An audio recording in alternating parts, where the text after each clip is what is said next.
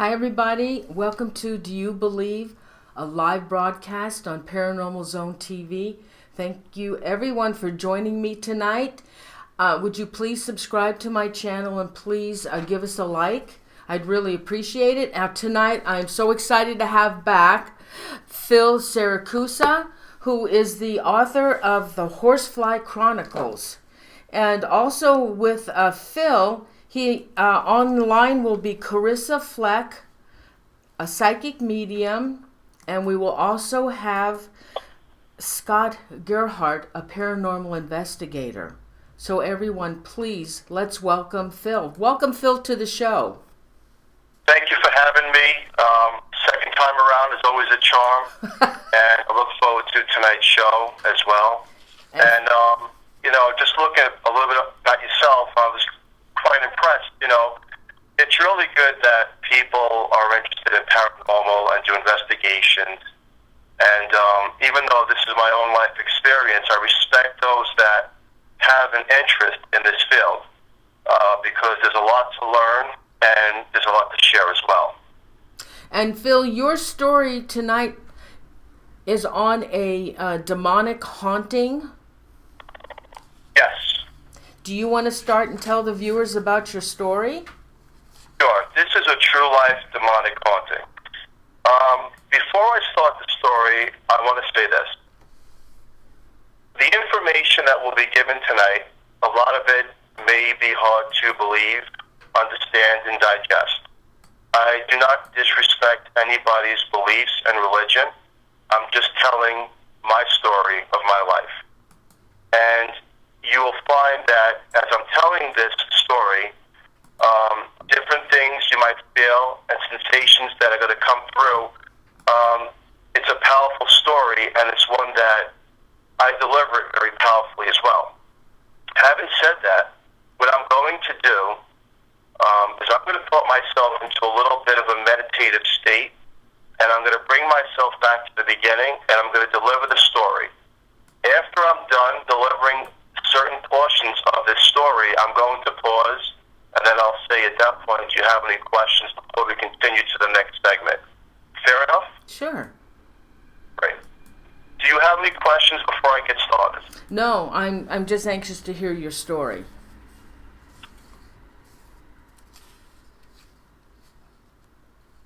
Okay.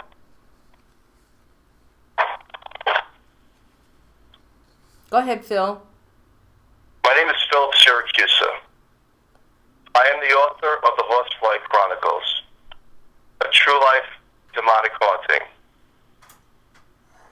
Does heaven and hell exist? It does. I know. I've been there. Heaven is the most beautiful place that words cannot describe here in the physical world, as hell is the complete opposite. We were running through the fields.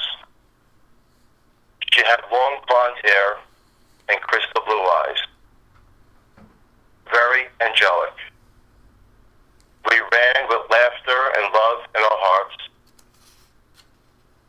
Heaven, the colors are more colorful, and the feeling of love is like no other feeling that is here in the physical world.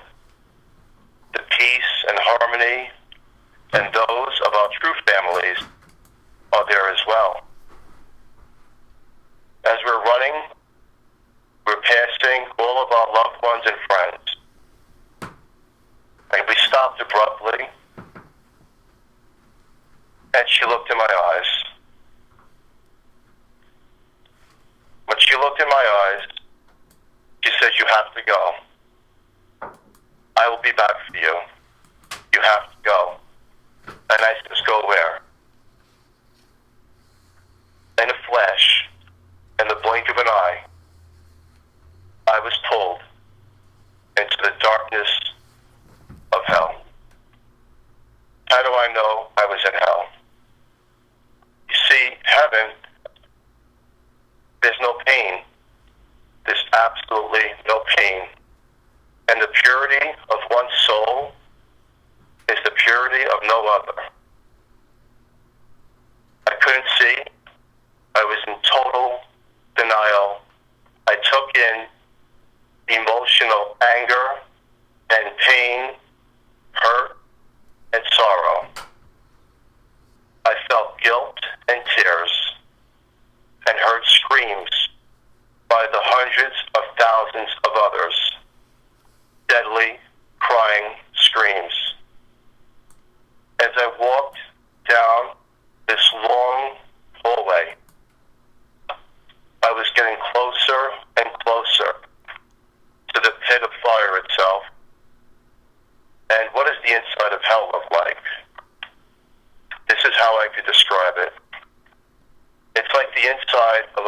volcano with over 100 different levels.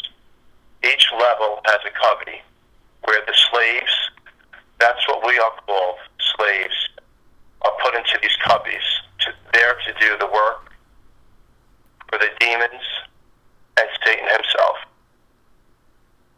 Does the beast, known as Satan the devil, does he actually exist? He does. He does. He is on the bottom floor. What do demons look like? Satan knows our fears. The demons look like the fears that we are afraid of, that we carry with us, and he tortures us with them. As I am a slave with others to Satan and his demons, there is no time in the spiritual world at all. It doesn't exist. May I ask a question? Am I allowed? Can I ask you a question? I'm in a trance. I'm sorry. I just want to deliver it through. Go ahead.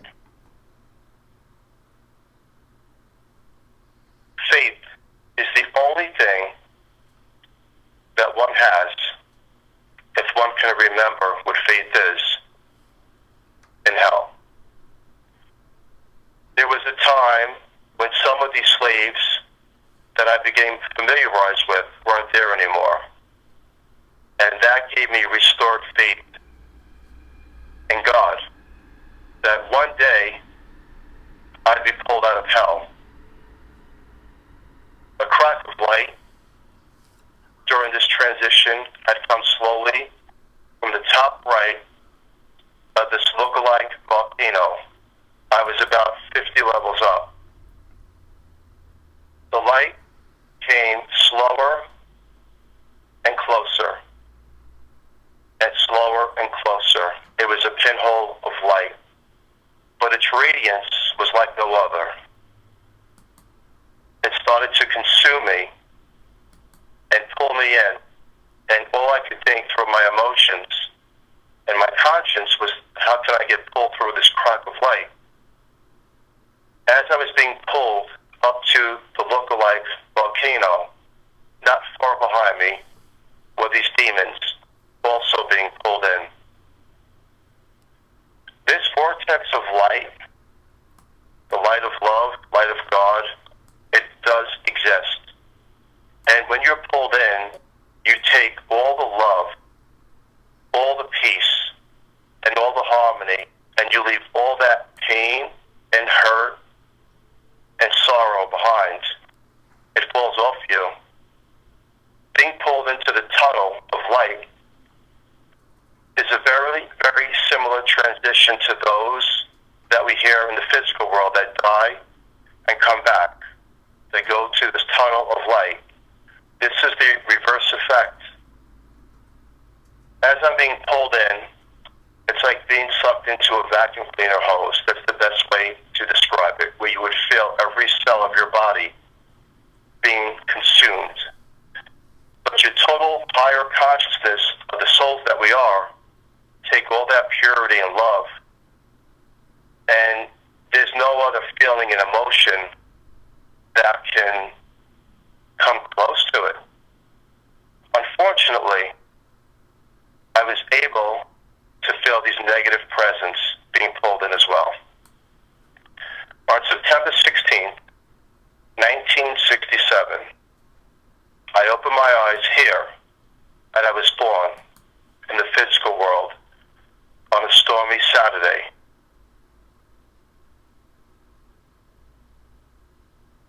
Adolescence, 1 year old, 2 years old, any child would have simple nightmares. 3 years old, 4 years old, the nightmares got worse. 5 years old, 6 years old, I started to see shadows. But still at that age, I was not convinced because I wasn't too sure of what I was seeing as a child. The older we get, those that have an attachment, the older these entities get. And when they're attached to us, they feel like they're part of you and it's hard to separate us from them. At the age between 6 or 7 years old, I was in bed, and I was laying there, and it was the middle of the night, and a motherly figure came through the window and took my spiritual body, not my physical body, and she took me by the hand, and she took me over a body of ocean. As she's holding my hand, she's talking to me through her thoughts and saying, I am here for you, my child. You have to make the right choices this time. As she was holding my hand, I felt the purity of heaven once again. I woke up the next day thinking it was a dream at that age, like any child would. 2 years later, I had another visitation. A being with a helmet on came through the window, my spiritual body once again, not my physical body, and took me over land upstate New York. He says to me, this land your family will purchase in years to come. I asked him, as he had a helmet on, it was a white helmet. I asked him to take the helmet off. Through his thoughts, he says, I cannot. I will scare you. But I'm here to tell you that you are not alone. We are watching you, but we are not here to harm you. I woke up the next morning, once again in my life, thinking it was a nightmare. Who wouldn't? Who would believe? I sure wasn't at that age. It puts you into a state of confusion. As the years went on, the dark shadows grew stronger. Where you would see a light shadow now became darker.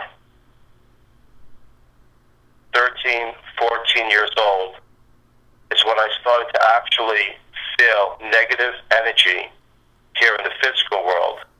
And feeling that negative energy, you can feel like something else was around.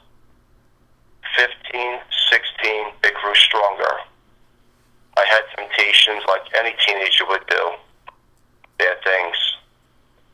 18 years old, a friend of mine had told me to take a ride with him to Manhattan. He said that there was a place there, and he was the only one I should tell half of my stories to, as any person would have a good friend to talk to. At that store, was called Magical Child, I had purchased a Ouija board and the Book of Darkness. I was attracted to it, not realizing what I was doing. The store owner would not sell it to me, but I convinced them otherwise. You see, dark energy and negative spirits, they're always a step ahead of a person who they're attached to, and they bring you to what they want you to do. We tampered with the Ouija board, and now, when I was born here in the physical world with that small open portal, that doorway, which was a crack open, was now wide open. It's just what they wanted. They wanted to be able to communicate with me and come back and forth. The older I became, the older they became.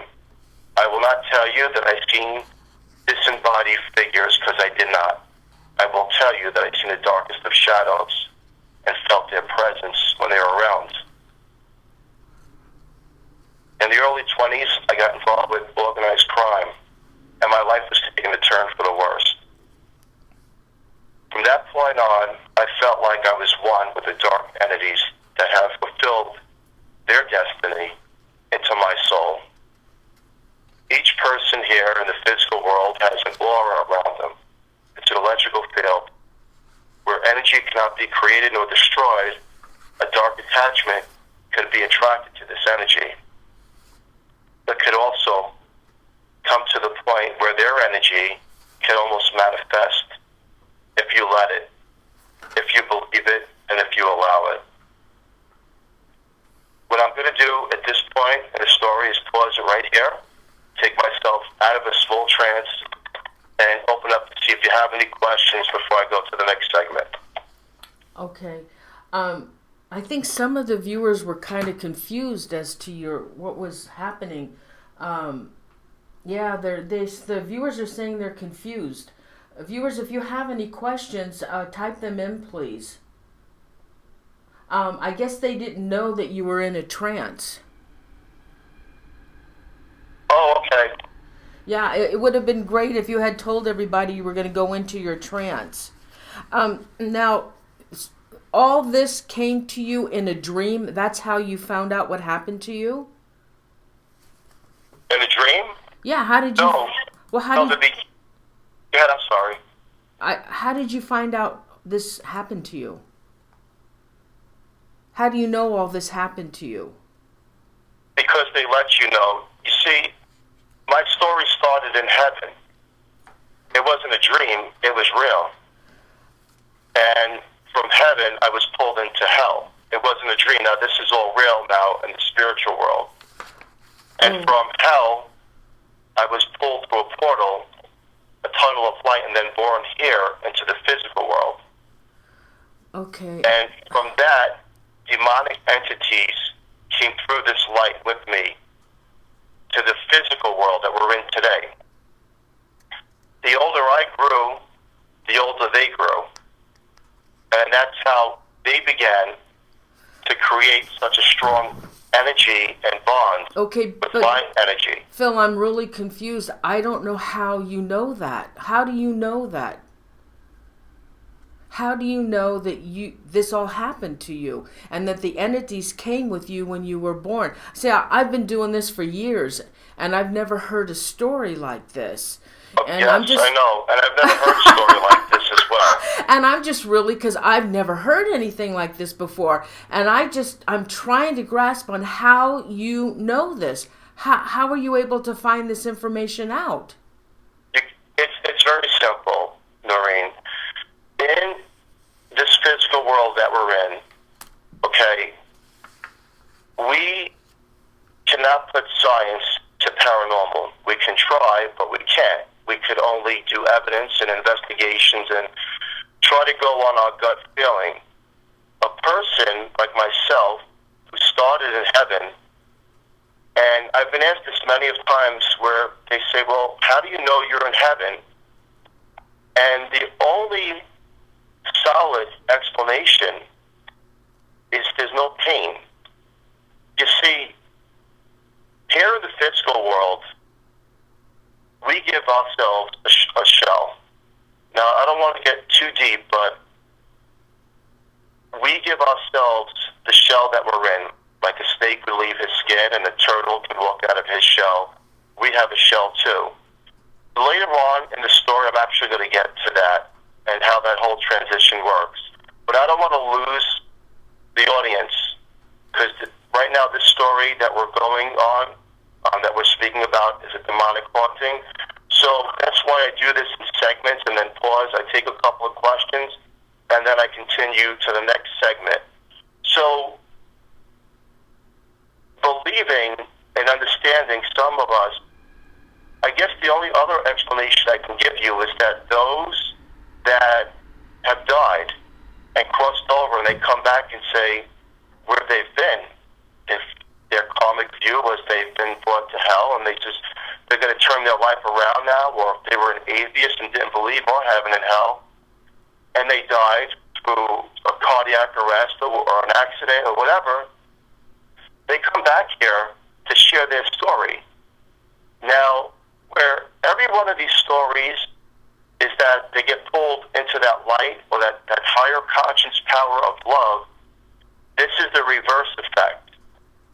And the reverse effect is the only way I could describe it, where I came from heaven to hell and then here into the physical world. Can I ask you a question? And again, Noreen, yeah, very clearly, I want to tell you this. Yes. Before I do go on to the next segment, I do want to share this with you. Okay. Myself was the biggest skeptic and non-believer in things that I could not see and understand. I would always put a question mark.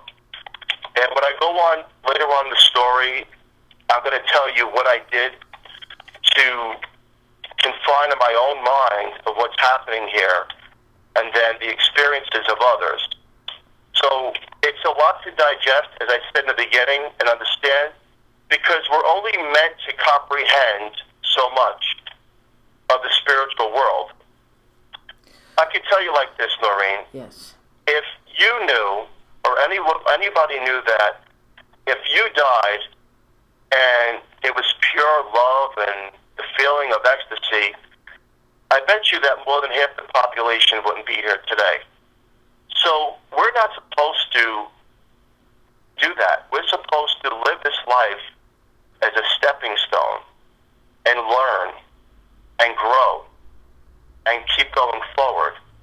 And then unfortunately, in some cases like myself, there are dark entities that have come with me. And I'll stop right there once again, see if you have any questions before I continue. Okay, so you started in heaven and you were born and entities followed you. Now this... Heaven to hell. Heaven to hell. Now this... Okay, so do you think this only happened to you? Or do you think this has happened to others? Oh, it's definitely happened to others. Definitely. I'm not the only person. I'm not superior. This has definitely happened to others. Being involved in this and living the life, I'm not a medium. I'm not a psychic. I'm not a paranormal investigator. I'm only a person with a story that has a lot of substance because of what I live with and my family goes through. And as the years went on, and again, I don't want to fast forward too much, but that's why I brought in some of the biggest paranormal teams to meet me and my family to go further. But before I jump to that, that's the best explanation I could possibly give you, is that some of us are meant to understand things that others can't. Very simple. You may look at the sky and say it's blue, and I may look at the sky and say it's black. But we're both going to get the same feeling no matter what we're seeing. So the different versions that people see, it all comes down to the same feeling. And that's the feeling of whatever is attracted to you. And in this case, some of the highest demons, unfortunately, as I get to it, I'm going to tell you exactly what happened, were attracted to me and my soul. Okay, so you feel that this has happened. Have you come across anybody else that this has happened to? Oh, yes. Oh, you have? Yes. As I've investigated my whole life, like I said, I'm a skeptic myself, and I've always put a question mark, always, to things that I experience that I cannot explain. And I've talked to so many people and told them, and they said, Phil, stop. You're not alone. You're not alone. And back a year and a half ago, I was on the internet, and I was researching if someone knew what hell looked like the way I'm describing it. And there is a picture of hell to the T of how I describe it. It's already out there. And that showed me as well that these people also have encountered what I've encountered. Only, Noreen, that some of us have a conscious memory, a higher power and thought process to remember this stuff because we're supposed to remember it. And, if you were listening when I told you how I was brought out of hell, I was brought out of hell through faith. Faith is what brought me out of hell. You can't see, you can't breathe, you're in pain, but faith takes you somewhere where you can't go. Do you think... And that's what took me, that's what took me out of the darkness and out of the depths of hell. And I can tell you very clearly, you and the audience, I'm not a religious person by any means. But I will tell you this, in very strong words.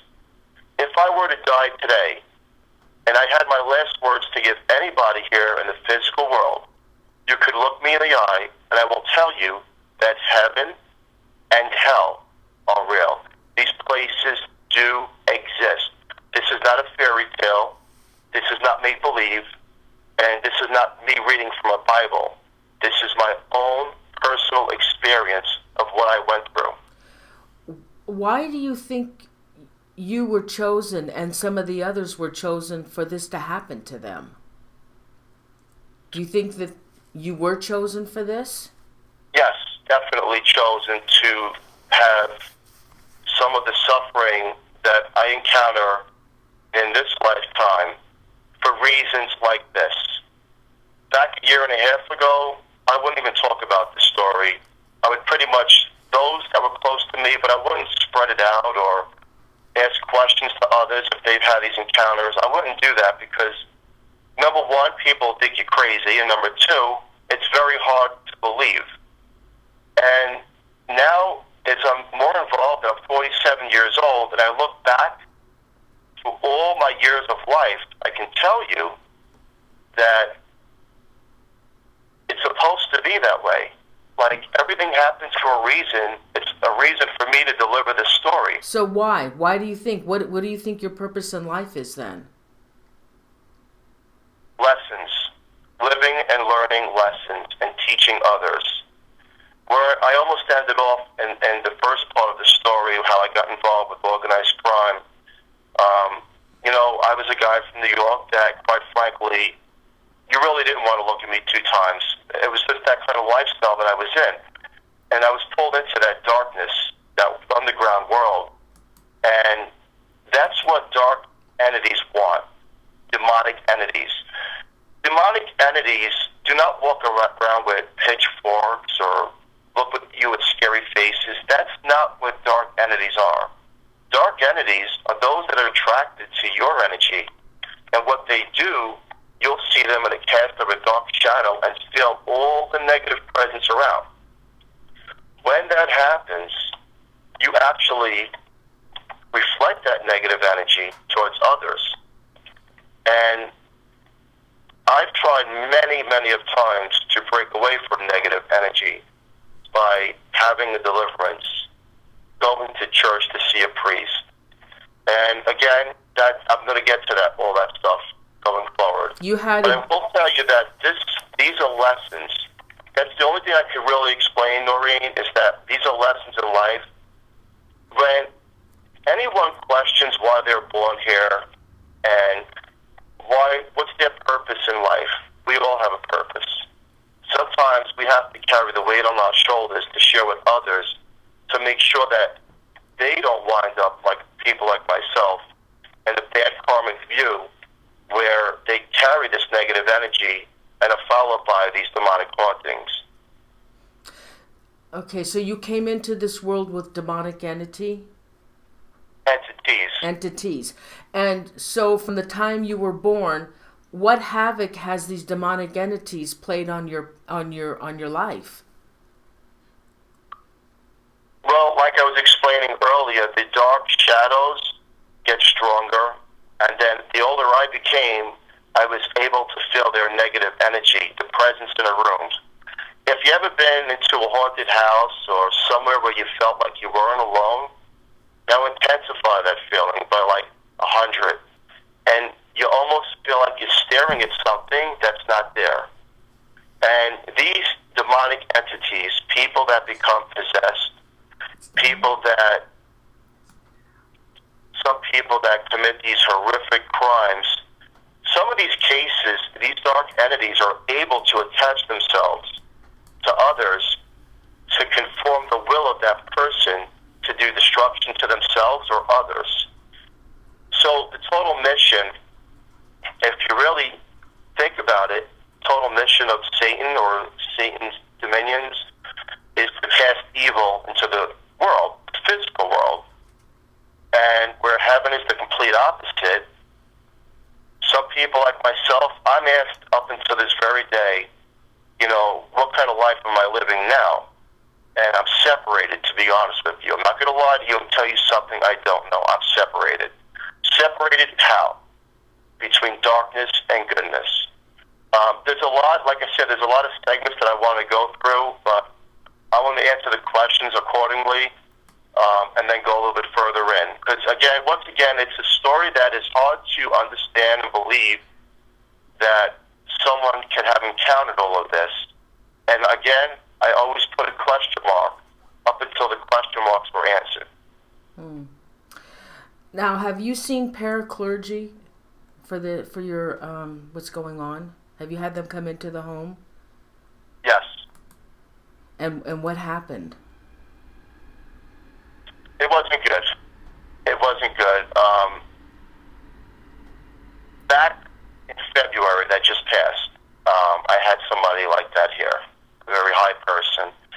And I can tell you that if I would have continued, I would have died. Because what went through my body, it was ready to take me over into a way where it could just take you out.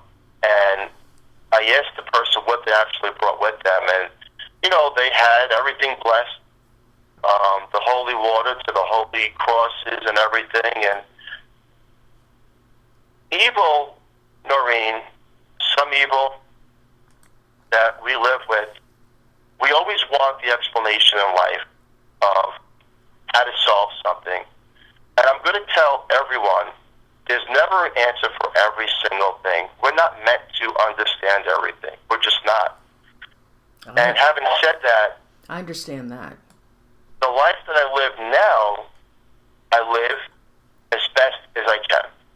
Where I control, I talk to these things, and I had other teams come in, like paranormal teams. You mean you talk with me through this? Phil, you talk to those entities? Sure. Oh, yeah. Why? Don't you want to get rid of them? Noreen, one of these entities is Malthus. Now, that didn't come from me because I'm not a person who researched all the demonic entities that come from hell. I've been told this through various people that are in the paranormal teams, and quite frankly, some of these attachments you can't get rid of. You can't. Why? They can try to bind these entities. I'm going to be very clear on this as well. I've tried everything, and again, I'm fast forwarding because there is more. We're missing a lot of years how it got to that point, but I will tell you that I'd rather live the life that I'm living now than end it for a demonic entity to jump ship to another person and live the life that I'm currently living. Now, I'm not going to tell you that I wake up every day and I'm sad and I cry and I'm thinking about suicide. That's not what this is. I wake up, I have a family that I love and that I care for. Demonic energies and attachments, some of them want agreements and some of them want to be around. Some of them are very, very protective of their property. It could be your property, but it's their property. And the best way to describe that is they have a stronghold on that person or family. Now, trying to have these things removed, there were tragedies involved in this case. Where I did come out with a book to explain everything to people, I will tell you that it's not all glory because there has been very bad things that have happened and I have to live with and others have to live with. So, again, I'll stop it right there and see if you have any questions. Does any of the viewers have any questions? No. Any questions? Chat room, do you have any questions? It's on a 30-second delay.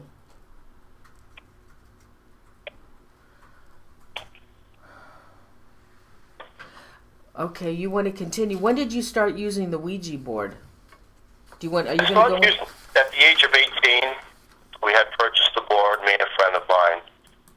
And I started tampering with the Ouija board, thinking it was just a game, or not really understanding the power of a board. Now, again, being very clear, Ouija board is nothing more than a board. Mm-hmm. It's how you use the board. And entities are a step ahead of the person that they want to bring down the wrong path.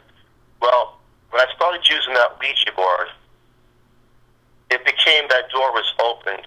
And I didn't really believe it at first. I was actually talking to these things. I wasn't understanding it at a teenage life. But then I was attracted to doing the board more and more. Like I would get thoughts in my mind saying, let's do the board, let's do the board. And as the years went on, I opened up that book that I also bought, The Magical Child in New York City, The Book of Darkness. I'm not going to reveal the name of this book because I don't want anybody buying this book. It's not the real name of the book, but I'm going to say it's The Book of Darkness. This book is pure evil. And what the book did was, when I read the passageways through it, not understanding and doing the Ouija board, I was creating slowly a bond with these demonic entities that came here into the physical world. Now, picture, Noreen, you're invisible. And you have other invisible friends. The same way that one person told another person, it's the same thing on the spiritual level, but a lot quicker. Where I was explaining that there's no time in the spiritual world, they can tell all their little demonic friends and spirits that this person has an open door. And when that happens, which happened to me, you're in a state of denial, confusion, and you don't know what is happening anymore. It's as if your life is out of control. But yet, when I was attracted to doing the board, they knew exactly what was happening. Now, what made me actually believe that the Ouija board I was actually communicating was, I had a girlfriend back in the early 90s, and we had made a pact one day. We were just goofing around, and we made a pact that if any one of us were to die, that we would try to communicate and whatnot. Well, years went by, and, we lost contact. It was puppy love, and a friend had came to my gym that I owned in Staten Island, and they says, Lynette died. And I said, I didn't know that. My life was moving on. I was in another relationship. I was into the business. I said, no, I did not know that. And he says, well, maybe we should try to contact her. And that night at the gym, 11 o'clock at night, when no one was there, I took out the Ouija board, and I said, I just goofed around with it and says, Lynette, are you there? And how do you know you're speaking to somebody that passed that you knew? They give you a feeling when they're moving the plaquette, and they move the plaquette in the words that they would speak here in the physical world, the letters would move in a similar motion. And she told me that she had died of cancer and that she was buried at the Resurrection on Harlem Boulevard in Staten Island, and to come visit her. But she also said that she was very upset with me that I haven't contacted her, and I apologized, saying I didn't know you died. The next day, me and my friend went to that cemetery, and we couldn't find the stone, but the wind was blowing a certain way, and about 20 minutes later, we found where she was buried. There was a wooden cross because the family didn't have money for an actual stone. So I knelt down on the grave with my friend. I said a prayer, and a gust of wind came from the opposite direction, and the smell of her perfume that she used to wear. That night, I went back on that Ouija board, and I said, Ned, I have to talk to you. I have so many questions. What is it like? She says, Phil, I'm an earthbound spirit. I did not go to heaven or hell. I'm earthbound because I chose to be here. I have a daughter that I'm watching over. And I says, what is it like? Explain it to me. And she said, it's like walking out of your body. I don't have feelings. I don't have emotions. And maybe one day I will cross over. But for now, I choose to be here. A free earthbound spirit. And she had explained to me that the way spirits from the other side can talk to us has to do with an alignment of the stars. And I really didn't understand that too much. But she was was explaining that there's an energy that's created on certain nights, and I guess the best way, I'm going to give you an example, would be when we have full moons or the blood moons, where some of us get these impulse energies where we can utilize either witchcraft or witch rituals or prayers. It's very similar the way she was explaining it to me, to contact those that crossed over.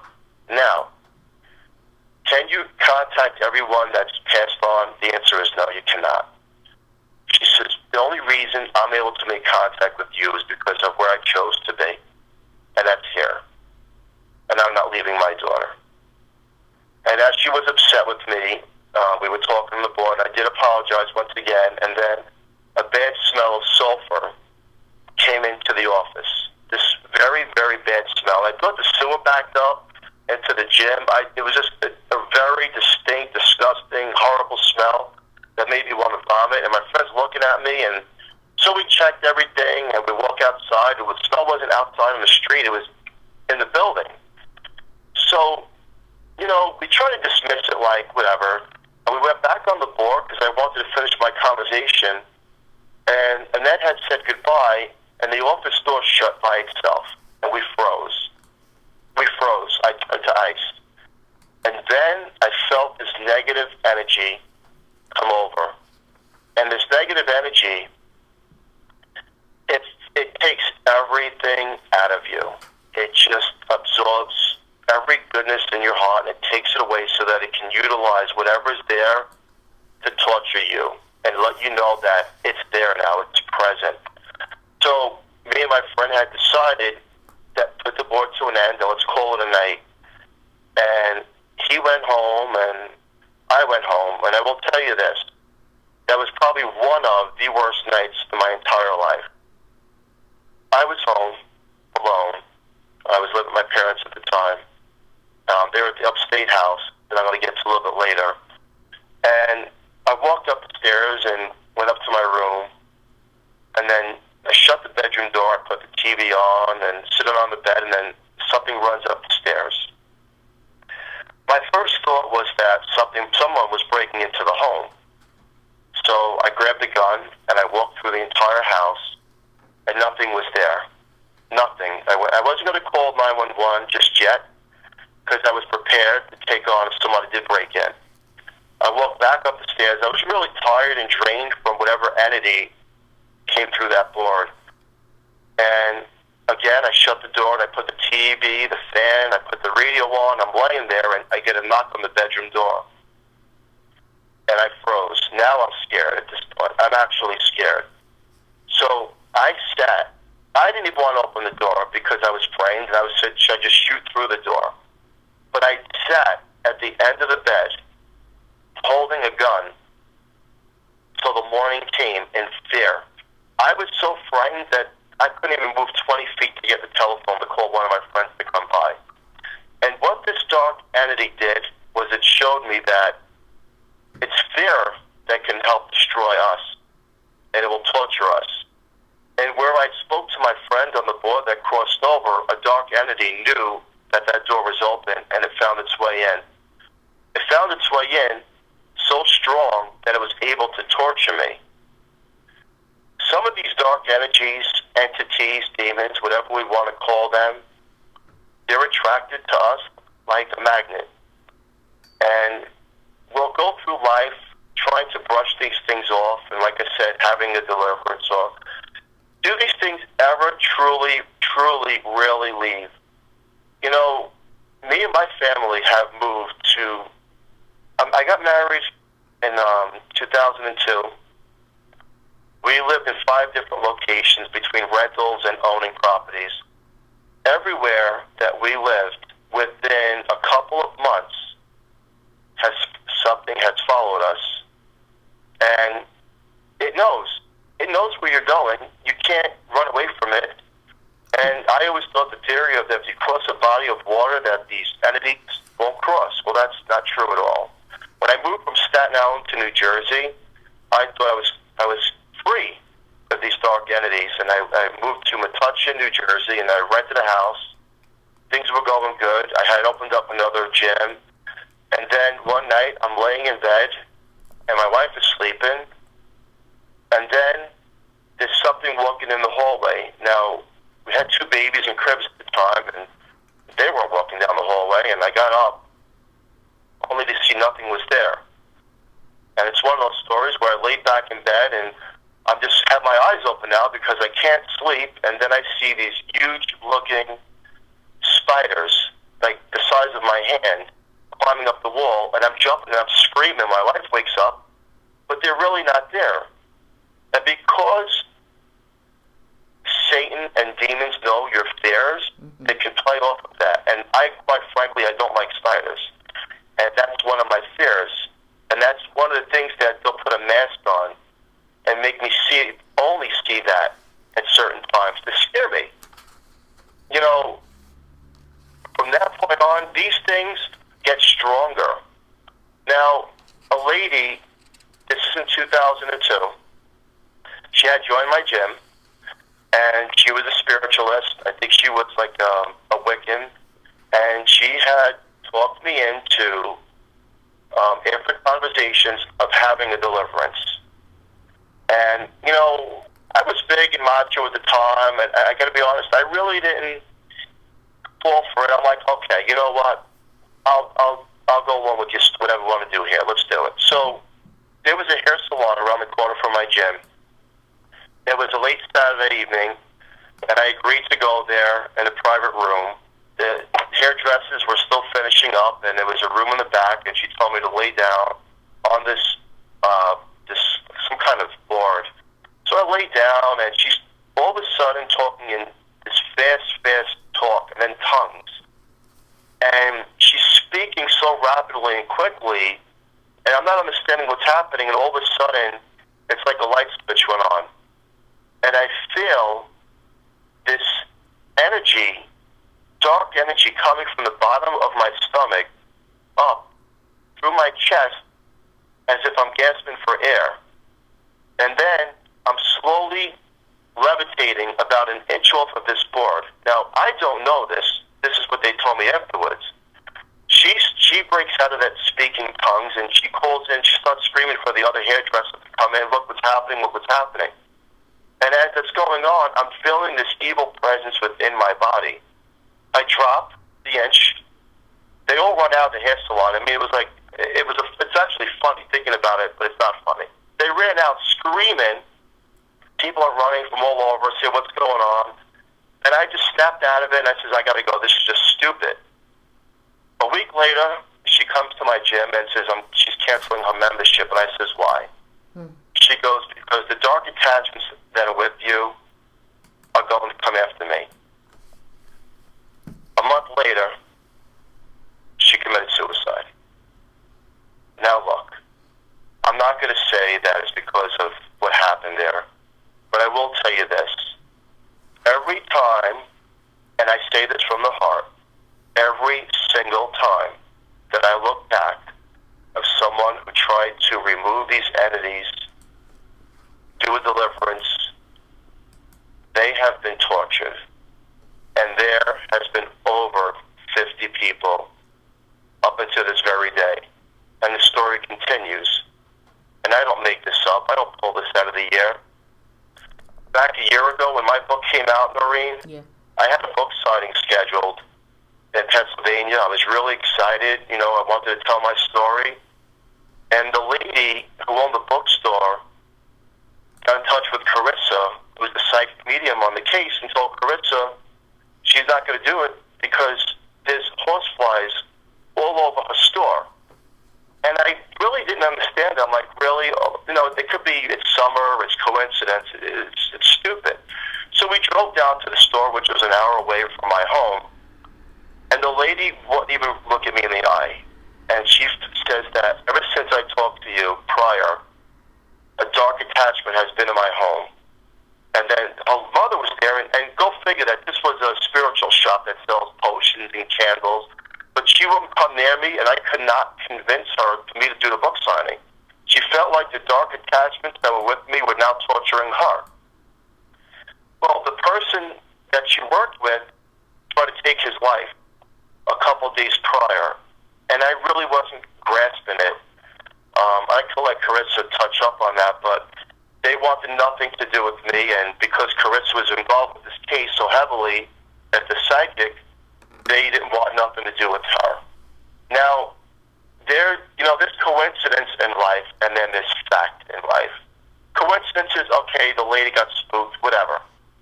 But fact is that I've been confronted with emails from people that have either met me, come to my home, done an investigation, or try to remove these entities that have been affected to this very day. And there's a standoff. And the standoff is that the people that I try to get to help to remove dark entities, the demonic entities, go right back at them, and they follow these people home. So who have you been having to try and get rid of these entities? Have you gotten like exorcists coming into the home? Yes. In fact, the lady back in 2002, like I said, she was a Wiccan, but that was just a scratch on the surface. Back a year ago, last June, Noreen, I called the Eastern Paranormal Society. Uh-huh. I wanted proof of what was happening. I wanted proof that everybody and myself weren't nuts in this world, that what's happening around everybody that's getting involved with me. So they came down after talking to Bill Cook, who's the owner of that team, and they came down with their cameras and all their recording equipment and everything. I don't even know what half the stuff is because I'm not an investigator or nothing. And you know what? I have to be honest. I was hoping that they would come to my home and say, Phil, there's nothing here. Goodbye. Have a nice day. That's what me and my wife were hoping. But that wasn't the way it went down. Now, what I'm going to do, because Carissa is part of that team, and she's sitting right next to me, in her own words, not mine, because you heard a lot from me so far, I want her to tell you her own experience of what she encountered, and I still didn't believe up until she showed me the proof. Okay, what I would like to know also is what her involvement is in this case. So you're saying this is an ongoing case, and so this case has not ended. This case is ongoing. I don't have all the answers to dark entities and energies and how they think or what the result is. I will tell you that I did learn one thing. I learned that if you try and interfere with them or remove them, they will come at you in a way where they will torture you or kill you. And I'm not saying that as just words. I'm saying it because it's happened to people. That's how I'm saying this. And again, as I'm not an investigator, I'm not a psychic, I'm not a medium, I wanted the experts themselves to tell me what they encountered and what their thoughts were on this. Well, Phil, do you fear for your life and your families? Very good question. That's a very good question. You know, the older I get, these dark entities, they get stronger. As of right now, there is no solid resolution that I can come up with so that something bad won't happen to myself or my family. And I will say this again, that I got fed up this summer that just passed. I was really, really mad because what was happening in my home, I wouldn't wish on my worst enemy what was actually happening in the house. And I'm not going to lie to you and tell you there's blood coming from the walls or things. That's not what this is. What they do, they're very smart in the fact that they know when to attack. And by attack means you'll get pushed, you'll get pulled, you'll all of a sudden take in the smell of sulfur and have evil thoughts. And Carissa, you know, I had to convince her actually to live with my family for 4 months and do an investigation with all the equipment in my home. I wanted proof. I wanted visual proof. I wanted audio proof. I wanted it all. Do I fear? Yes. Do I have all the answers? No. Is it a hard learning experience? Yes, it is. It's a very hard learning experience. So, But I'm digesting it and I'm going through it. And I'm going to tell you this. Anybody, and I'm going to make this very clear, who thinks they have a magic wand to remove dark entities, it doesn't exist. There's no such thing as a magic wand. Some of these dark entities are so gravitating towards one that they will do anything in their power before they're removed. Anything. does your wife and children have any entities attached to them? Yes. They do? Yes. But again, I'm going to make Carissa, I'll just jump in there, and then I'm going to come back and then talk about that. All right. So, Carissa, honey, what was your involvement in the case? What did you do exactly? Well, I actually lived here for 4 months, but I'll get into that. I'm a psychic medium. I've been able to see and communicate with the dead ever since I was young. Like some of my first memories have to do with me talking to the dead. It runs very strong. And I remember laying in bed. It was a couple days, and I saw a green orb with my eyes. And it went to the middle of my ceiling. When I got to the middle of my ceiling, my cats ran away hissing. It was then that I got sexually attacked. Was this And I'm not going to go into too much detail about that. Was this in but- Phil's? Is this in Phil's house? No. This is before I even stepped foot into Phil's home. So what happened? What happened? I What happened in Phil's house? I'm going to get to that. Okay. What happened to me before going to Phil's house is just as important as what happened to me when I was there, Noreen. And there's a reason for that. I was sexually attacked, and I would wake up with bruises and scratch marks and all of that. I was married at the time, and I was married to a skeptic. He knew that I had abilities, but he didn't quite necessarily believe in them. That all changed. A couple nights after I started getting sexually attacked, we were laying in bed, and it was about 3 a.m. And we both heard this demonic chirping noise come from the bedroom window. When we both looked around, we saw a big black bird with red eyes. Now, if you remember the name that Phil gave you, it matches up with that. Oh, it does. Not going to repeat the name? I've never heard of that. That was a demon. I've never heard that name before. Yes, it's a bird demon, and what I saw really rings a bell that I didn't come up with the name. Honestly, I didn't believe in demonic entities until I got to see. That happened, and my ex-husband turned into a full-blown believer of the spiritual world. Like, if you ask him after seeing that, he changed his whole opinion on everything. I started waking up sleep. Every time I would fall asleep, I would have demonic nightmares, and I would wake up literally covered in bruises and bite marks and scratches. The day of Phil's case came. Okay, Carissa, can I ask you something, honey? So nothing happened like this before until you said you would accept Phil's case. Once my team found her, I also do know that a lot of spirits that watched over me were not happy that I was so headstrong on going to this case. So if you feel you were getting these messages, why did you go to Phil's house then? Because I felt that there was a reason why these demonic entities did not want me to go. And if I can help a family, even if it puts me in harm's way, I will do it. That's why I was born with these abilities, and that's why I am able to see things. I don't charge people for readings. I don't do any of that.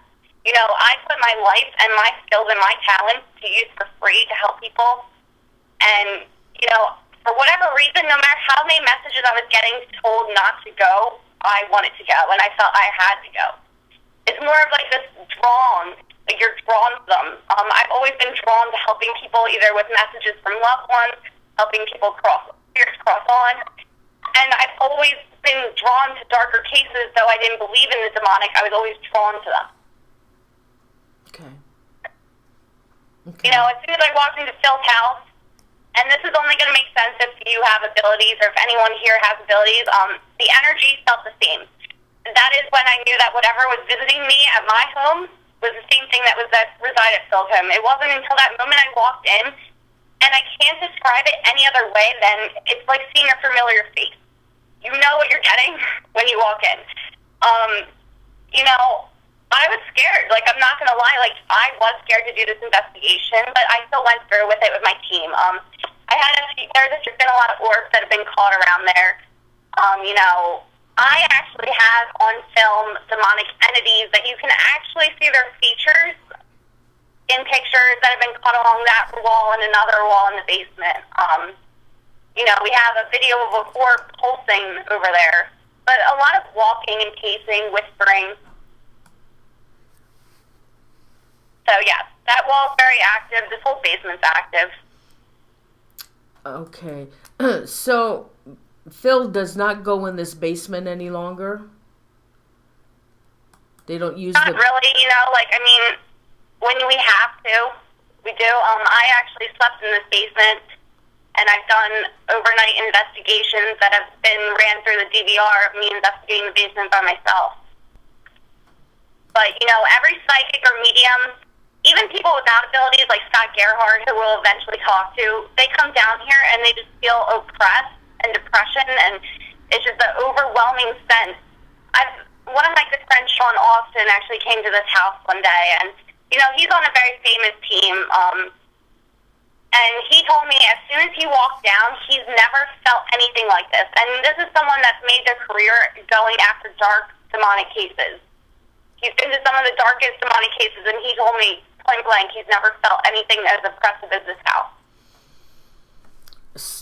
So has you continually do investigations at Phil's house? Honestly, I haven't done one in a while. You know, like, I'm here mostly to help the family at this point. I proved that this is a demonic haunting through my research and through the people that I brought in. You know, and I think we've got enough evidence that I don't need to poke a stick at these beasts anymore to get that evidence. I'm here to support, and if Phil ever wants help in removing this, I'm here to help him. So I've been trying to find people, but it's not the easiest thing in the world because a lot of people come into this case thinking that, you know, they can do it. It's not scary. They're fine. They've done it before. And then once they come... Okay, so those happened to you before you went to Phil's house. Now, are you back at home or at your own place? Yes, okay. I stay back there now. I lived in this case for 4 months, you know, and that was mostly because I noticed the family was having a hard time finding someone that took this case seriously. You know, Phil's story, it's strange, and I haven't heard anything quite like it, you know, and I was reading the comments when he was speaking. It's hard for people to understand. However, as someone that lived here, I can fully say with 100% that Phil's story is accurate. You know, I'm not someone that really was pretty religious until this case.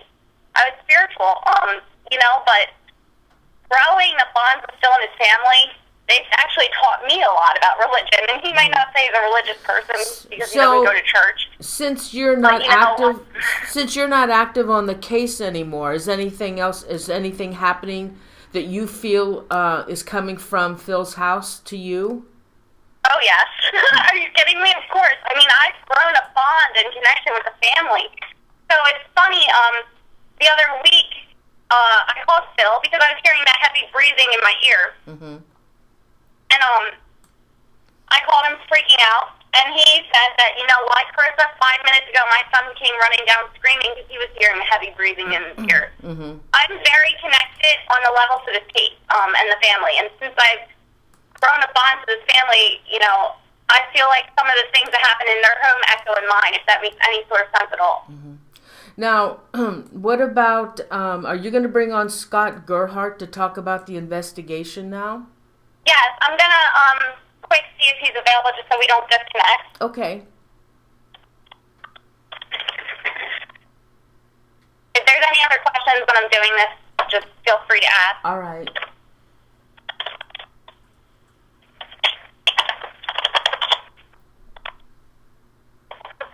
If there's any questions in the chat room, would you type them in now?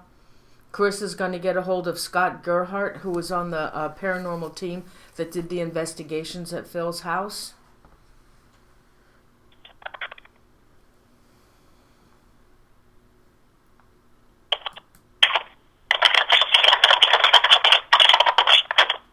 Oh, she's typing. I can hear that typing.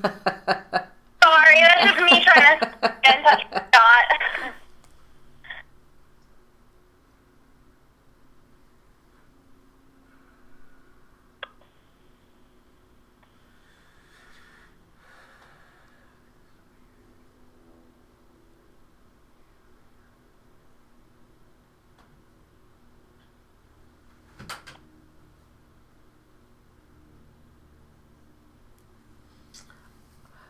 Carissa, you still there?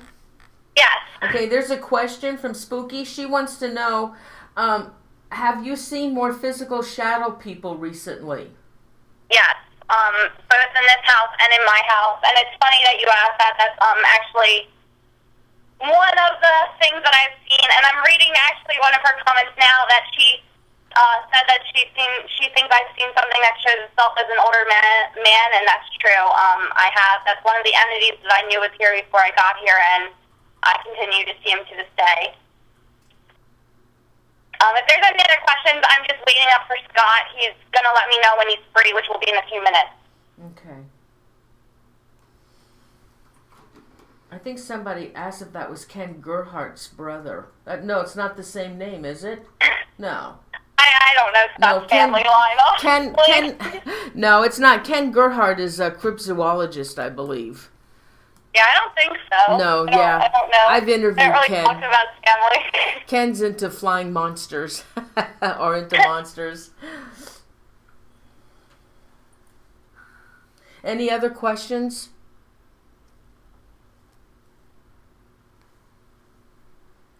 Oh, Spooky saying that they're actually touching her more. Yeah. I mean, honestly, it's been, the activity has been more so recently. And I think that's because they're kind of getting annoyed with me, the fact that I just won't go away. Everyone else just seems to go away, and I'm just here. And they don't really like that, There's a lot of times that can annoy them because they want to push your buttons. They want to, suck on your weaknesses, so to speak, and they will push you out any way they can. And I think, the fact I'm not leaving can annoy them. Because they don't want the family. They want the family to be isolated from everyone. Especially people that are going to try to help them in the long run. Have you been able to get a hold of Scott yet? I'm trying. He's actually with one of his kids. He has 4. Oh, okay. Well, why doesn't Phil come back then? Phil want to come back? Hi, Noreen. Hi, Phil. Do you want to continue on with your story? Sure. Okay, thank you. Okay, so let's go into the years of 2000, 2001, 2002. Again, getting involved with the underground world as organized crime. You get pulled into doing bad things. Not to reveal a lot over the air, but you get pulled into that world. Now, again, dark energies, entities, demons, that's what they want. They don't want you to walk through the fairy tale of life. They want you to go through the darkness of life. Hey, can I ask you a question, Phil? Since you were involved with the mafia, and since you have these dark entities attached to you, were there things that the mafia asked you to do and you had no problem following through? Yes. And you had no qualms about doing anything? You're blind, and you're blind, you don't see daylight, you only see the dark world. And because you only see the dark world, you feel the dark world. And because you feel it, you feel the negative presence. And at that point in life, I didn't know right from wrong, because you get consumed with negative energy. And, if you're asked to do something, it didn't matter at one point. It just didn't make a difference. Can I ask you another? I will tell you this, just really quickly as we're on to that, interestingly enough. As hard as this story is to believe, and I get it, it is. Yeah. I will say this. It is, Phil. The family that I was involved with, the organized family, there was somebody who had killed an FBI agent in New York. And they needed to find this person before this person was caught and would take down the whole mob. And I worked at a bar in Staten Island that was ran by all the underbosses. And they knew that I tampered with the Ouija board. And, at a conversation, they says, well, look, we need to find somebody, and let's just give it a shot if you could actually find the person through a Ouija board by talking to other spirits. And I didn't believe that was possible, but, for entertainment and not to say no or reject these people, I agreed to it. So we met up one night, and I took out that book of darkness and the Ouija board, and a couple of the associates were there in the room. And they need to find this person because, again, if this person was caught, then there would be serious issues for the mob. And this spirit that came through was murdered as well by the guy that murdered the FBI agent. And he gave up the information, again, no names, but he gave information of where the guy was hiding out in Brooklyn, New York, and where he would be. And I said, look, there's no guarantees of what we're talking to, so don't hold me to this. They found him. I'll leave it like that. Can I ask you another? So again, going back to that, you would say, well, why would a spirit...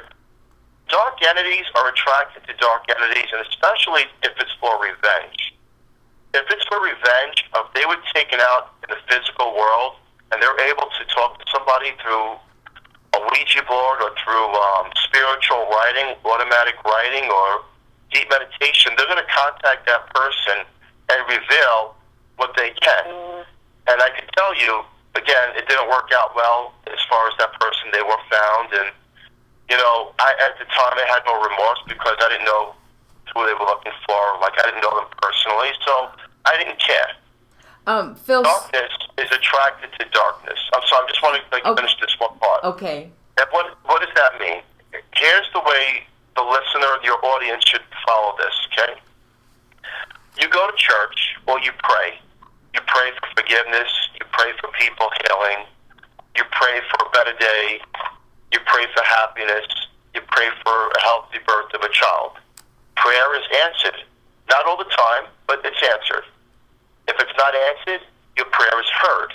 Well, picture you have a cross on one side of you, and you have the picture of Satan on the other side of you. The only difference in your thought process is what you're praying to.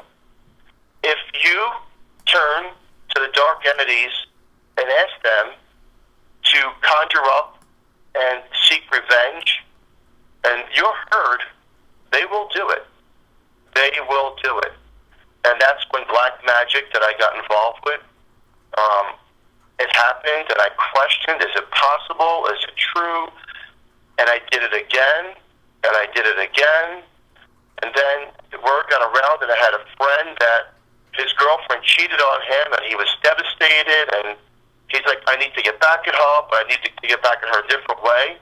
And I had met somebody that was a pagan, and he did this ritual one night, and that girl wound up getting really hurt. And I at that point, I felt a little hurt myself because, dark entities do listen the way prayer is listened to. And if you channel into them, whether you're a Wiccan or a pagan or whatever your belief system is, you're heard. And if they want to do what you're asking, sometimes, not all the time, sometimes they will fulfill that. But there's always a price to pay. The price is that they're more attached to you, and that you will also walk darkness like they walk darkness. And I went down that long road, that long, dark road of black magic, and I tested, and I tampered, and I tested, and I tampered, and I was able, and again, you may not believe what I'm about to say, but I'm able still today to do automatic viewing. What does that mean? Automatic viewing is the ability to look through another person's eyes that have reflected negative energy towards you to get back at them. Right. And again, I will not teach it. I don't praise on it. But because dark entities are attracted to some people, they have abilities as well to do things like that. Now, I'm going to tell you something, a short, quick story. Someone crossed me over in the 90s. They crossed me over so bad that I wanted to go to their house and just kill them. But I'd go to jail for that. So I did the next best thing that I knew how to. I took out the Book of Darkness. I lit incense in public actions, and I'm not going to go through everything I did. And I took 2 Matchbox cars, and I made them crash. That person was in a major car accident, did not die the following day. Remote viewing, I learned throughout the years that I'm not the only one that was able to do that. Having said that, I'm sorry for breaking this, but Scott wants us to call him right now, Noreen. All right. But we can pick it up after we speak to Scott. Can I just ask you 2 questions before we get Scott on? He wants us to call us ASAP. All right. Just the easiest kid. All right. Just time it out. Okay. Sorry. Oh, sure. I'm sorry. Go ahead. All right. That's fine. Hi, Scott. He's not here yet. I just to call him. Okay.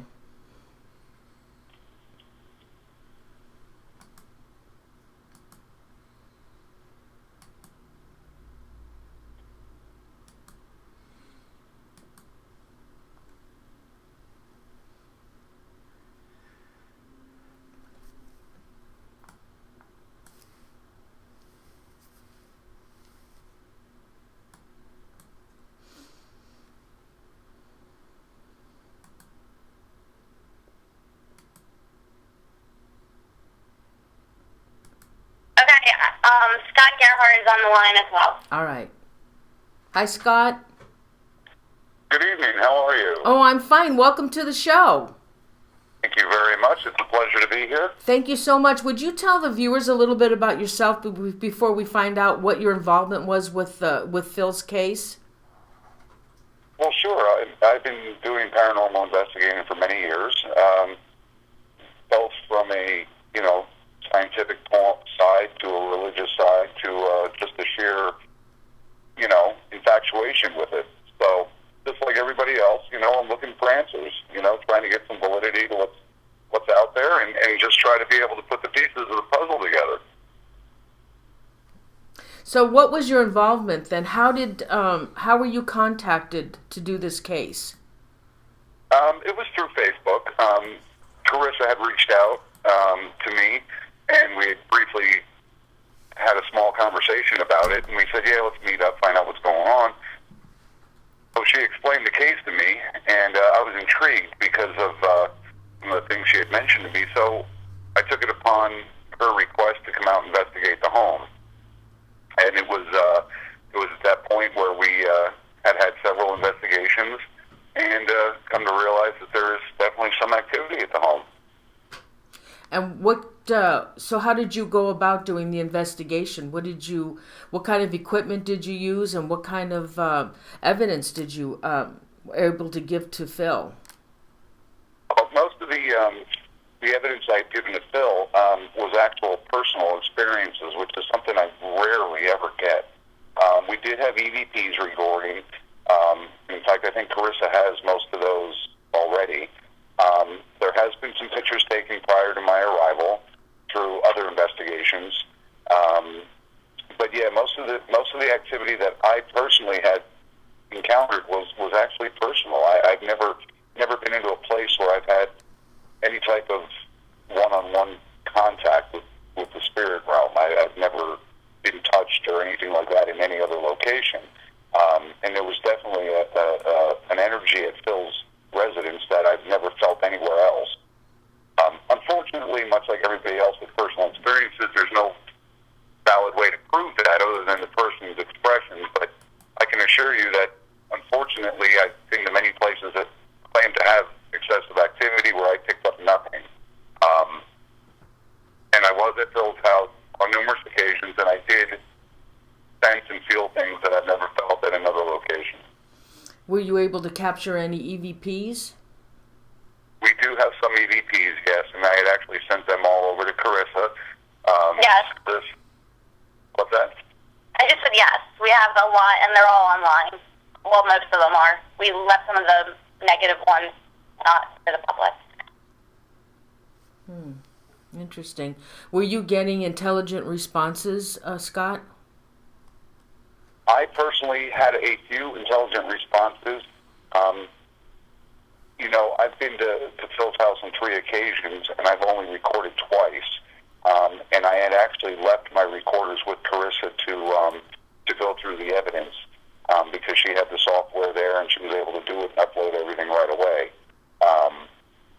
So yeah, she has actually gotten intelligent responses both off the spirit box and the Ovilus, and in just direct responses. So It's a very interactive spirit that is at the residence. Do you feel that the spirit you were in contact with was demonic? You know, it's really hard to say. I don't, you know, there's definitely a darker side to the energy that's at the home. Whether it's a malevolent spirit or it's a demonic spirit, that's why I keep investigating, you know, to get to the bottom of it. And, you know, that's what keeps me going back. You know, it's very intriguing to me to determine at what point a malevolent or mischievous spirit actually becomes what's classified as a demonic entity. I don't know, that is what it comes down to, and that's why we keep looking and keep searching and keep investigating. How many different spirits do you think you were in contact with at Phil's house? On one occasion, I had 3 separate instances that I've never felt elsewhere, and they seemed all different. Now, because I have very little contact with the spirit world personally, as far as one-on-one, it's hard for me to determine if one spirit can manifest itself to an individual in different ways.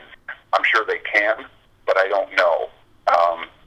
It's very hard to say. I know Carissa has gotten multiple EVPs, audio recordings of different sounding spirits, everything from children voices to adults and women in between.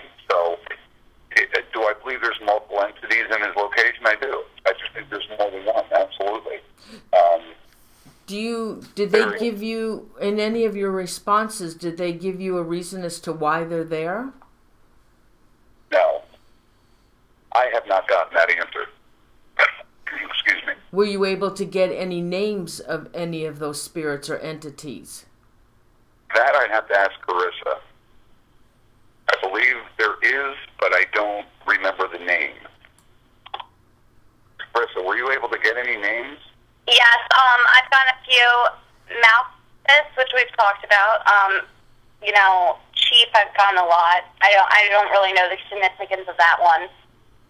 John Rose, I've gotten that full name, and I've actually channeled someone named John Rose, and come to find out that's somehow connected to Phil, which is in the book and all that. So the name Sarah. Oh yeah. Sarah's a very strong spirit here too. I've gotten EVPs of her as well. Okay. And you know, to answer Scott, what you asked Scott previously about the intelligent responses, we've gotten crazy intelligent responses here. And, you know, I'm mostly the one that goes over the evidence because I do have the software here and all that. You know, I have one EVP, and I say, prove your existence, and it says, prove to humans. And that's actually one of my favorite ones. Mm-hmm. And what's the spirit? I do have a picture that I think I got it off of your site. What is this with the spirit Sarah?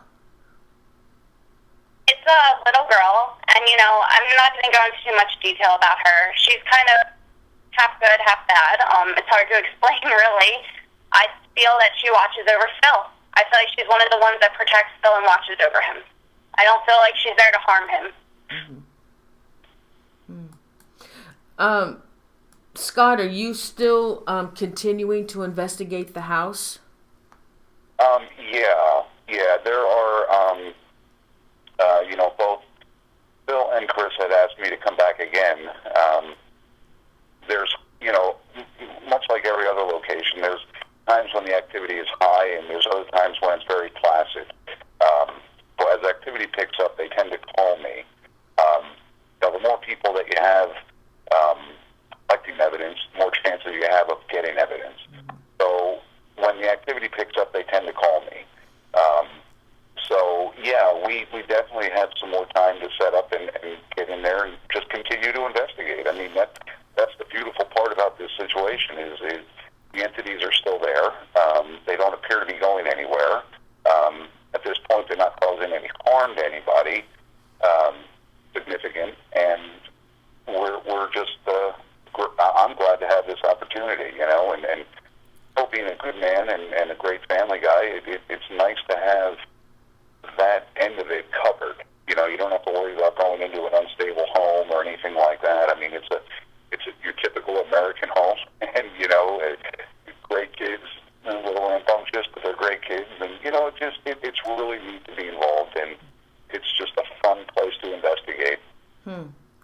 So has any members of your team refused to go back to the house or refused to investigate? Actually on Eastern PA Paranormal Society, I was abandoned. Pretty much, besides Bill Cook, who's the founder, everyone else on the team absolutely refused to go near this case again. And that's why I reached out to Scott Gerhardt, Melissa Leeper, Sean, all of them, was because I was alone in this demonic case, and, I had no one to turn to. A lot of my friends that are mediums or psychics will not talk to me still to this day, because they feel that since I've been on this case, I've brought in dark demonic energy into their lives. I've lost a lot of friends, I've lost family because of my involvement on this case, and it sounds crazy, but so many different people, at least that are close to me, have been affected, and I don't know if that's how the demonic entities are targeting me, is by targeting the people that I love and care about. Mm-hmm. But, luckily, I had Scott Gerhardt, Sean, Melissa, and all of them come in, and, they really taught me a few lessons actually, in dealing with the darker cases, how to protect myself fully, because like I said, I was new to the paranormal when this case came about. I'm very thankful for them, but unfortunately most of my team members, I'm still on the team, but most of my team members won't talk to me still. We go on cases and a lot of them just refuse to make eye contact with me. And it's pretty crazy. The one lady on my team actually tried to kill herself a day after going to this house. And she was told that a demonic entity had followed her, and she tried to drive her car off a bridge, and, she hasn't been on a case since that one. Oh, wow. Okay, well, thank you so much, Scott and Carissa. Phil, do you want to come back and finish your story? Sure. I do have two questions for you from the viewers. Dave wanted to know, what was the name of the FBI agent that was killed? I won't disclose that information. Okay. And then are you still with the mob? Were you still with the mob? Unfortunately, that's just another question I can't answer over the line. Okay. Sure. And the only reason I brought that up, and I won't go into detail about that, is because, once again, dark entities want you to do dark things, and you're attracted to that. And not that everybody that's involved with organized crime does witchcraft or black magic, not at all. But some people, believe it or not, do it, because there's tools that are used. You could use a knife, you can use a gun, or you can use black magic. Again, black magic does not work all the time, and I do not recommend it. And I don't praise on it, but I will tell you and the listeners out there that if you believe strongly enough in something, it will work if you have the gift to make it work. And again, when the beginning of the story, when I said that I was brought out of hell through faith in God, right? Remember that? Faith was the only thing? Well, that's the power that we have. We all have power. We all have this energy source that we're all here for a reason. It's how we tamper in and tap that power or energy to be utilized. Today, I'm still separated. I'm still confused a little bit. It's an ongoing investigation. It's an ongoing case. I'm still learning. I don't have all the answers. And, me and Carissa, back in the summer, I said, if there's people out there that are part of a paranormal team and they're skeptic, call me. Mm-hmm. I'm not going to pay you. Call me, and you spend a Saturday night in my basement. You bring your equipment, and you see for yourself. Because you cannot prove everything to everybody. You just can't do it. It's impossible. And, Scott, who's been involved in paranormal for a long time, he brought in, again, other people because, again, I had questions and question marks, and I was skeptic, but it's all the same conclusion. It's all the same answer, that we're dealing with the unknown, dark entities. And I'm going to talk about Sarah because Sarah's a key into my life. Okay? Sarah? Sarah was discovered in the 90s. Okay. Me and my family my parents had bought a home, 1989. We had moved, and my bedroom it was a new home that was built, and my bedroom, I walked in it the first time, and I just felt like there was something in that bedroom. And I was, again, bouncing at night at a regular club. This wasn't that club I was talking about earlier. It was just a different club. And I happened to talk to one of the electricians that were doing the work in the house, and he said that, there's something in that house. And he goes, Phil, there's something there. I had a conversation, but I laughed, and, I said, you're right, But he was insisting that one day when he's putting the wires through the wall, something was pulling the wires, and they pulled it when he was fishing the wire, it just kept going through the wall. Well, in the early 90s, me and my two sisters and my ex-girlfriend did the Ouija board in that house. And again, questioning it, Spirit came through, and she says, my name is Sarah, and I've been waiting for you. Me, Philip. Wow. And I got chills. And I didn't believe it.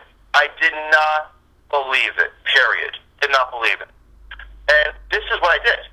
My mother was in the kitchen, and I says, Mom, do me a favor. We're on the Ouija board. I want you to go upstairs in your bedroom. I want you to do something. If this is a real spirit in this home, she'll tell us on the board what you're doing.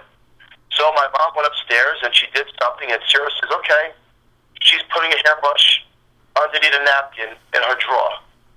And my mom came down and says exactly what she did. And I said, it's coincidence. I didn't believe it, and my sisters really didn't believe it at the time that was possible. So my mom went somewhere else in the house and did something else, and Sarah says, this is what you're doing. And Sarah says, I'm going to prove it to you.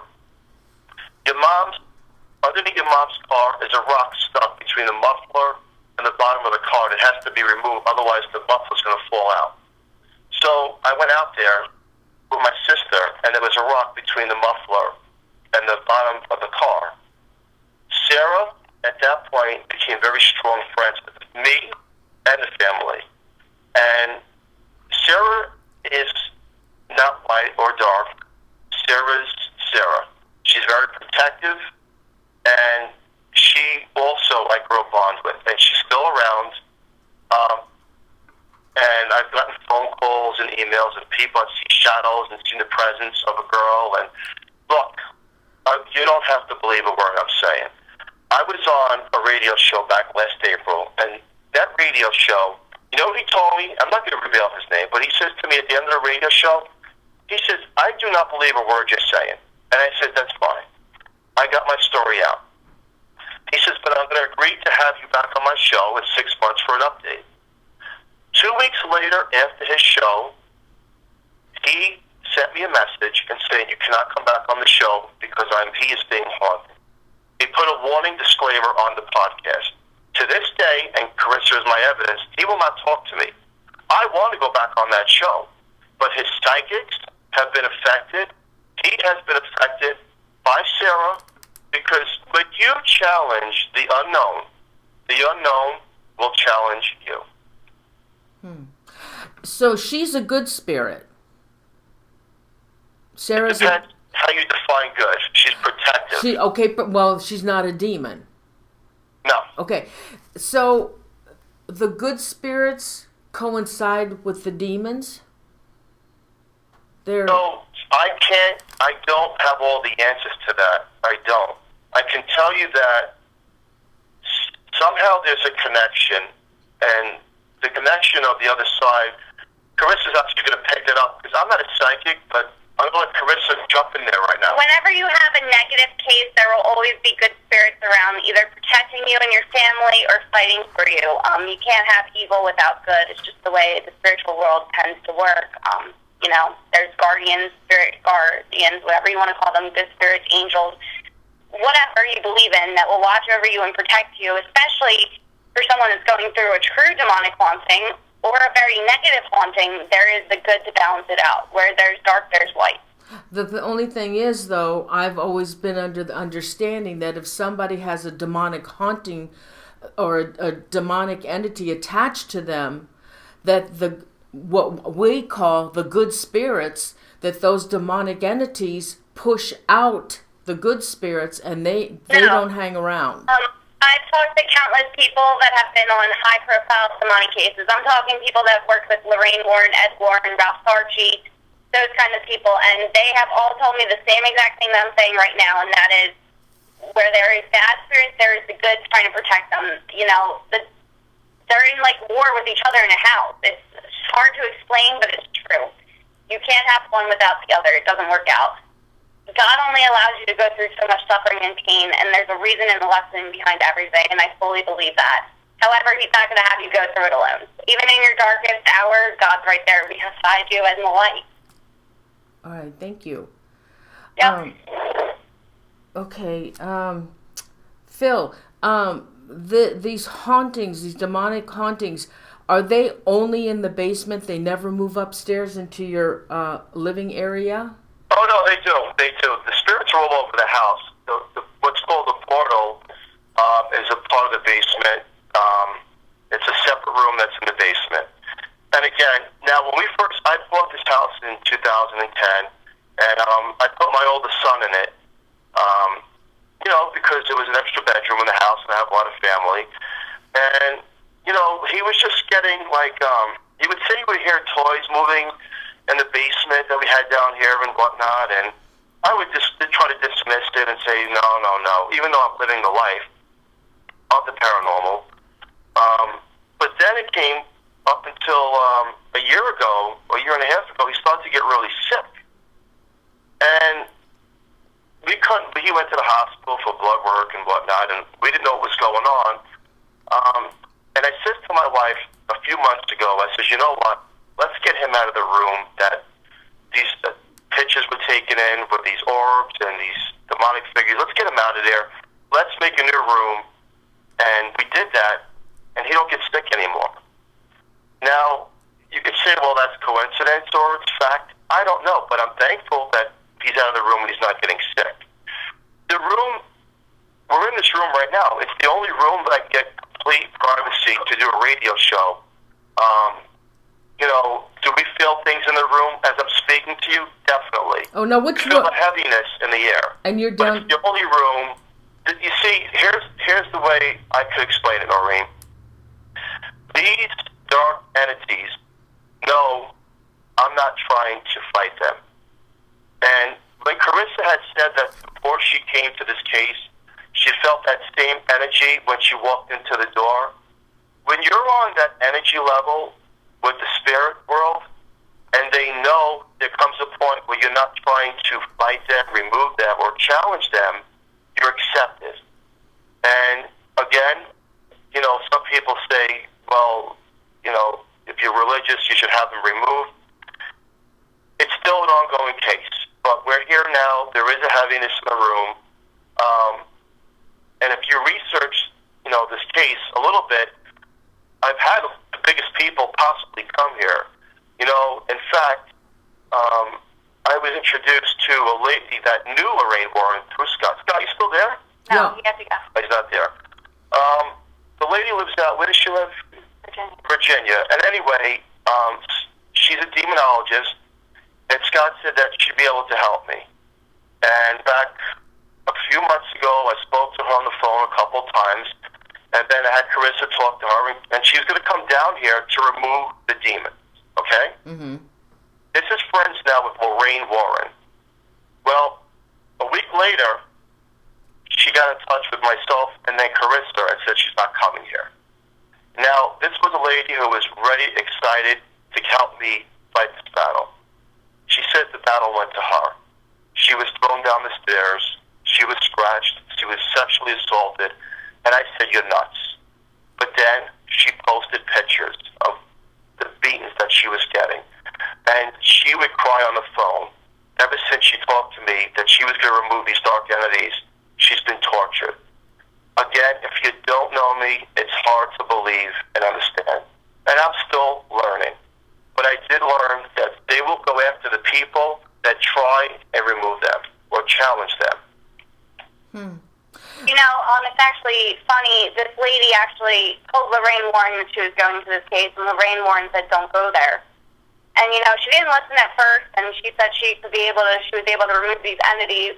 Next thing I know, she's showing me pictures of these horrific burn marks in places that she couldn't possibly reach. And even if she could reach them, I'm sorry, no one could do that to themselves, what she was doing. And it actually got to the point where Scott and I are planning to come down there and actually cleanse her house and try to help the lady because she's been so affected by this case. She was on the brink of suicide as well. Wow. And Lorraine Warren also, she's reaching her old age, and she doesn't want to step any foot near this case even to help her friend that's now suffering. Mm-hmm. Phil, when people meet you, do some people standoffish with you, or they may not want to be around you? Do you give off any kind of bad auras to people? I'm a friendly guy. I'm an ongoing, happy person, but to answer that question, it's not myself that they're afraid of. If a person is going to somehow try to affect the spirit that is around me, they will go after them. Now, if you say to me, do family, cousins, relatives go to your house, and there's no problem, there is no problem. Because they're not there to remove anything, it's family. Now, everybody does not see the same thing, and everybody does not feel the same thing. But if a demon or a dark spirit is challenged or mocked, and I'm going to say this, mocked, if they're being like, oh, that demon can't do nothing, that's the worst thing a person can do. And evil finds your weakest link. If your weakest link is you're an alcoholic and you stop drinking, you know what's going to happen? You're going to turn back to an alcoholic. I've seen it. If you did drugs and you stopped evil and you were challenging the darkness, it will go right after your negative weakest link. It will do it, and it can do it. And I've seen it happen. It doesn't mean that you go face to face with a demonic entity in a fist fight. I said when I was in hell that they know your fears, they know your weakness. They could attack that here in the physical world if you're not protected and if you challenge it. Wow. Quite a story. And again, Noreen, it's a fascinating story. It's a questionable story. And on every podcast, of course there's non-believers. If I was listening to this, I don't know if I would believe it. But I'd say, okay, if you are investigating and you're in the paranormal, and you can prove it, and you have the equipment, but yet you don't believe my story, contact me. I'm not going to pay you. You contact me, but you will sign a piece of paper saying that you will not hold me responsible for any after effects of what happened for these entities. Quite an interesting story. I can't be more clear than that. And the takeaway from this entire story is this. Where there is dark, there is light. There's good, there's evil. Be careful what you conjure up with the Ouija board, or what you ask for, or what you pray upon, because these dark entities are listening the way the good spirits are listening for your prayers. And if they find a pinhole where they can go into your life and destroy it, they will. Wow. Thank you, Phil, so much for coming on the show and telling your story. You're writing a second. Is this going to be a trilogy? There's going to be 2 more books? Yeah, it's a trilogy. And when I came out with the first book, like anyone, I got emails, it's not real, it's not true. You can't prove everything to everybody. It's impossible. So what Carissa came up with a brainstorm and says, okay, well, let's get the paranormal people here, and let's come up with this case. And we came out with a curse book. Now, there's a book called The Curse of the Horsefly Chronicles. You can contact any one of those paranormal people. They will tell you firsthand what they've encountered here. And it's a book of testimonial from the people in the paranormal world that have been in the field a long time, saying this is what they encountered ever since getting involved with this case. I know you've already covered this, but this particular viewer came in late. Oh gosh, where's that question now? Can you just? Oh gosh, Robert, can you? Okay, let's see. What happened to it? They want to know. Let's see. Have you always known about heaven or hell experience, or was there a point in your life you remembered it? Did you hear that, Phil? Can you just repeat that? I'm sorry, because I'm on a speakerphone. Talk. I can't find it. Can you read it, Robert? Yeah. Have you always known about your heaven/hell experience, or was there a point in your life you remembered it? Always knew it. Always knew it. Always knew it. Always knew it. I always knew the girl from heaven. You see, the conscious mind grows with the feeling that you have experienced and where you've been. And you grow with that, and it grows with you, and it no longer becomes, did this really happen? The fact is, it grows with you, and you don't question it. It's just there. It's something that I can say firsthand memory. The way I'm looking at your picture, Noreen, right now on live stream, is the way I can look at heaven in my mind of where I've been. And the book that is going to be coming out, I'm going to give a lot of details, not over the radio, but I'm going to give it a lot of details and descriptions of heaven and hell. That would be interesting. I'd like to read that as well. Is there anything else you want to say, Phil, to the viewers? I want to say this. I want to say thank you for listening, and thank you, Noreen, for having us on. My pleasure. Where the paranormal world, there'll always be a question mark because it's not science, and we live in a world where if we don't see it, we don't believe it. The only thing we can believe is the feeling of having faith, and that I want to leave off that heaven and hell are real, and these dark entities, when you see these stories on television and these docudramas, I can't vouch for every single one and say that they're all real. But in the book that's coming out, I will tell you that in the 80s, goofing around with my friends, we drove to Long Island, we drove to the Amityville house. And we've taken numerous pictures as teenagers, goofing around. We had nothing better to do. And in the pictures, the house came out, but we didn't.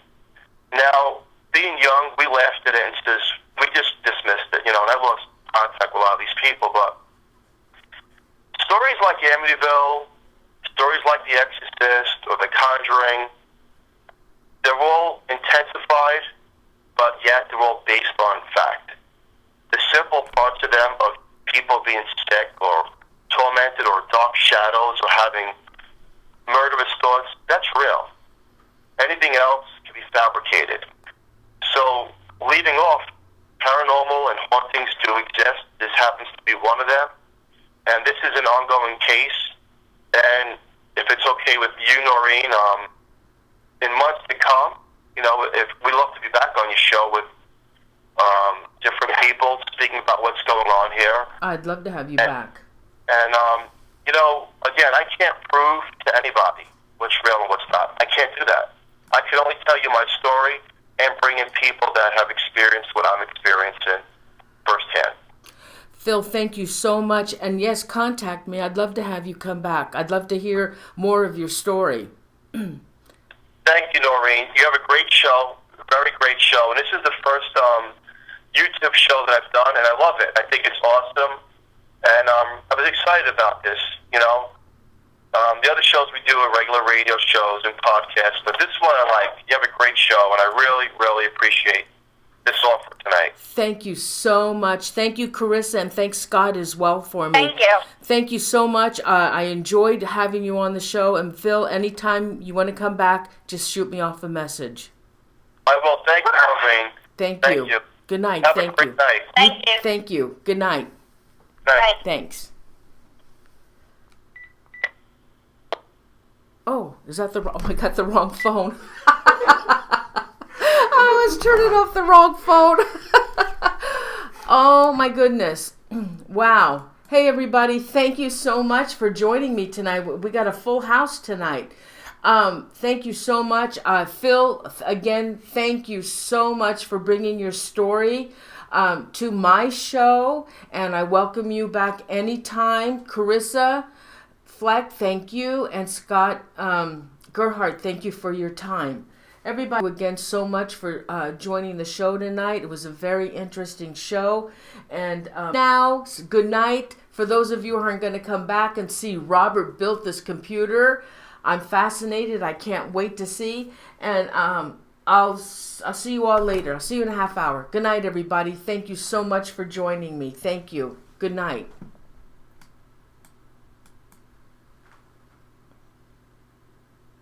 Oh, Stephen Harp. You snuck in there. I caught you.